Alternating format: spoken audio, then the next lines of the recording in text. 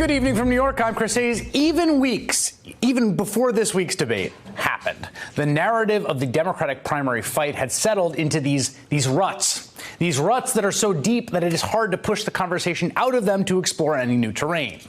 The narrative is about a single axis of ideological disagreement between different candidates, the moderates versus the progressives, as it is often shorthanded. And it goes something like this. On one side are candidates and pundits and reporters who are intently focused on an all-important specific type of voter that must be won over. Namely, the white working-class voter in the industrial Midwest, the voter who went for Barack Obama and then turned around and went for Donald Trump. And all kinds of candidates and pundits and observers have extremely strong and developed views about what this kind of voter can and cannot tolerate, for what they will or will not go for. And if the party crosses a certain line, the thinking goes, that voter will not vote for the Democrat and Trump will win. It's an argument about electability, though often it reflects the observer's actual politics, just cloaked in the language of analysis. Now, let's be clear. Focusing on this particular type of voter is not completely unjustifiable, because that is one of the demographic groups that really did help Trump become President Trump. But, for one thing, it's not the only group out there. There are plenty of paths to victory for Democratic candidates that do not involve winning back those voters, boosting turnout among voters of color or young voters, or those voters who voted for Obama and then didn't vote in 2016, of whom there are quite a few. Plus, and this is crucial, nobody actually knows what that voter, or for that matter, any voter, will or won't go for with certainty. No pundit really knows with 100% what positions will win them over or alienate those voters. And yet a lot of people talk as though they do. Okay, so that's one side of this big argument. The flip side is the people who are pushing a very ambitious progressive agenda and who effectively argue that there really are no political or public opinion constraints whatsoever to doing that. By this logic, you propose ideas simply because of their merit, their righteousness, and then you fight for them, confident the public can be won over. No matter the position, the thinking goes, you won't alienate voters, there won't be blowback, or you'll motivate voters to make up for the ones you alienate. You just want to go big.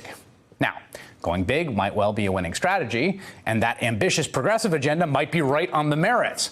But the view that it's cowardly to consider what the public opinion constraints, not to mention the institutional ones, might be, strikes me as more than a little bit overboard. Political gravity does still exist. Public opinion does still matter. There are positions that really are genuinely unpopular that really can hurt a candidate with the voters. That doesn't mean a candidate shouldn't take them on, but there are trade-offs. Somewhere between these two extremes is the grounds for a bit more fruitful discussion, I think. And for that discussion, let's bring in three very sharp minds: Christina Greer, professor of political science at Fordham University; Steve Kornacki, national political correspondent at MSNBC; and Elie Mystal, executive editor of Above the Law and contributor at The Nation. Is that how what do you think about the framing that we've had so far and those basic ideas between sort of the poles in this debate? Yeah, I think the framing that you described is correct. I think that framing is bollocks, but I think that you described it exactly right.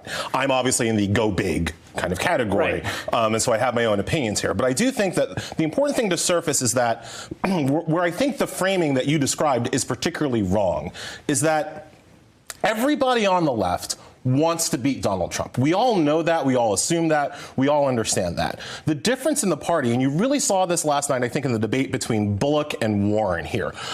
There is a group in the party that Bullock was representing in this analogy that thinks that the way to beat Donald Trump is to say that America is basically fine.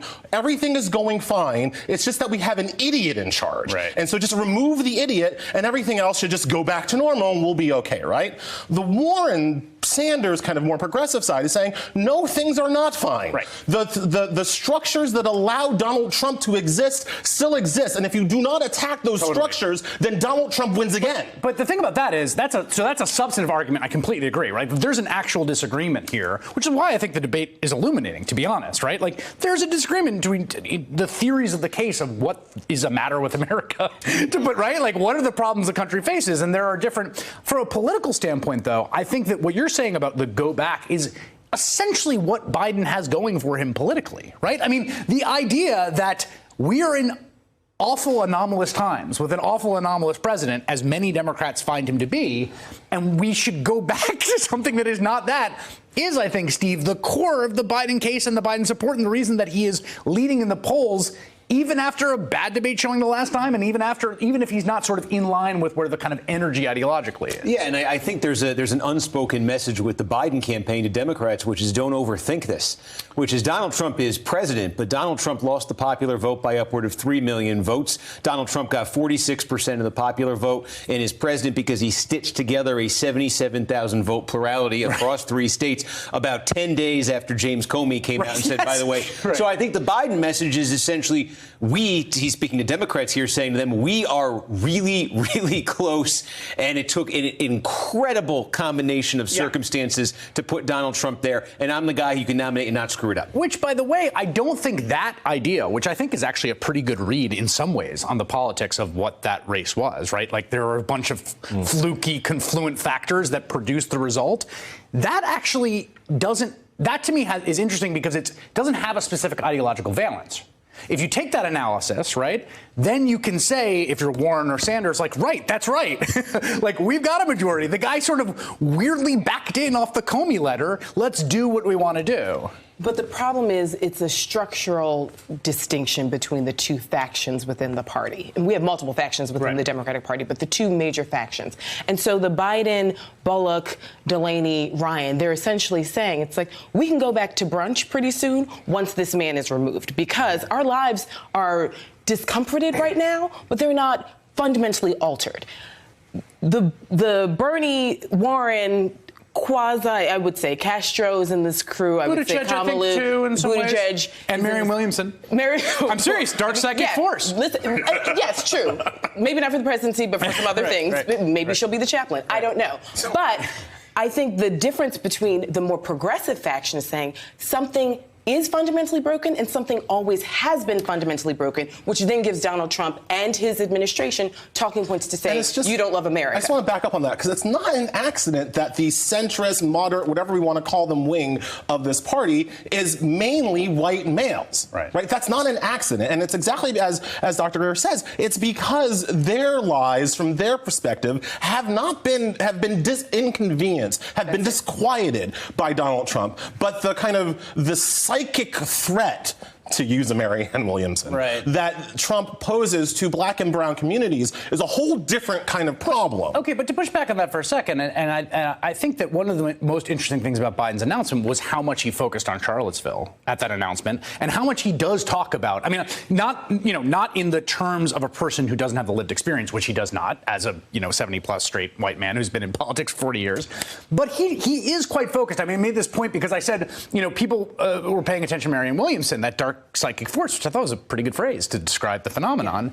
And Josh Barro made this point. He's like, Biden is the one who is talking about Trump in those terms. But he's got no policy there, and that's where the problem is. Like, it's great to say, like, oh, this, again, psychic force is out there and it's bad. But Biden doesn't have Biden and this part of the party, their thought is that this is all just words. Trump uses a lot of bad words, and if we stop using the bad words, we can go back to the way things were, as opposed to like addressing the structural issues of white supremacy that some of the other candidates are actually talking about. But this is also why it's like Biden doesn't get it, because your announcement is in coal country and in Pennsylvania, right? And so this framing is still like the real America are these white working class people. It's like that is not but doesn't get it for who? I mean, that's the thing. Like, he is still leading, right? And one of the things that I think is interesting is that if you look at black voters in South Carolina, for instance, like he's leading hugely among black voters in South Carolina. Black voters are strategic voters, and so they're I'm not saying they are. They are. I'm just saying, like, they're rewarding him for his 8 years of loyalty to Barack Obama. They're rewarding him in many ways because they want him to beat Donald Trump. And there are many people, not just blacks, but many people across this country who think that the strategy to beat Donald Trump is to get a straight white man into the Oval Office. Well, this gets back to this sort of question, right, about how one of the things that happens here is voters modeling other voters. Right, and that's the sort of strangeness here, right? There's almost a meta debate laid atop the debate of the Democratic primary, which is who are you choosing along which criteria, right? The person that is going to be the person that beats Donald Trump, and when you think about who would beat Donald Trump, you think about the 77,000 voters, right? You think about like who can get those people back, or which the case I think Warren is making and Sanders is making, although they make both. They also make electability arguments. Is just the person that you think has the best ideas. Right. And I think there's some interesting polling data around how Democrats are thinking about that. Well, but I think that's where it gets complicated, I think, for Democrats, because if you're a Democrat and you're voting on what you think the best ideas are, you can look at polling that says your version of the best ideas not very popular with general election voters. You can go issue after issue that came up last night, having a Medicare for All program that gets rid of private insurance. Right. That's 2-to-1 popular with Democrats. Right. You're going to win a Democratic primary if it's just on ideas and it's just Democratic voters. Flip it around and ask about general election voters, 54-41 opposition. You saw Warren there with decriminalizing border crossings. Right. That's a 50-50 issue in the Democratic Party right now. Right. Nationally, that's a 28-62 issue. Although, flip it around, right, when you look at like abortion being illegal in all cases and Roe v. Wade overturned, which was what Donald Trump's position was. He literally said, I will appoint, in that debate with Hillary Clinton, that's a 60-40, 65-35 issue itself.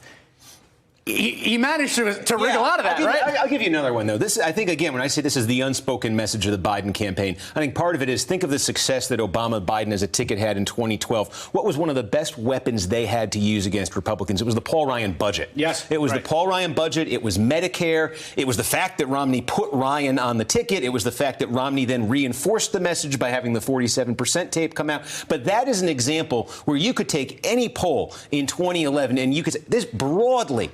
Yes. Nobody wants to go after Medicare, and they gave him the issue. And the thing that is always my response, actually, when people say, well, Republicans think big, they've been going big on Medicare privatization. And I always say, right, and they haven't been able to privatize Medicare literally because it's so impossible. Like, the political constraints exist. But this is where we in the media also have to take some responsibility, because we are doing some of the framing for the Democrats in an unfair way. Right. Like, we talk about Warren's, just like as you said it, you talked about it in the sense of Warren decriminalizing border crossings. And you talk about it like that, sure, you'll get a lot of white Republicans who don't agree it. Let's talk about it as freeing children who are in cages. Because those are different things, though. No, it's not. She was trying to say this during the debate. Dina Bash didn't like her answer. She was trying to make that direct connection between decriminalizing border crossings as allowing, as declawing Trump's ability to cage children. Agreed. But I'm just saying, as a matter of policy, decriminalizing border crossing is a policy that's independent of that insofar as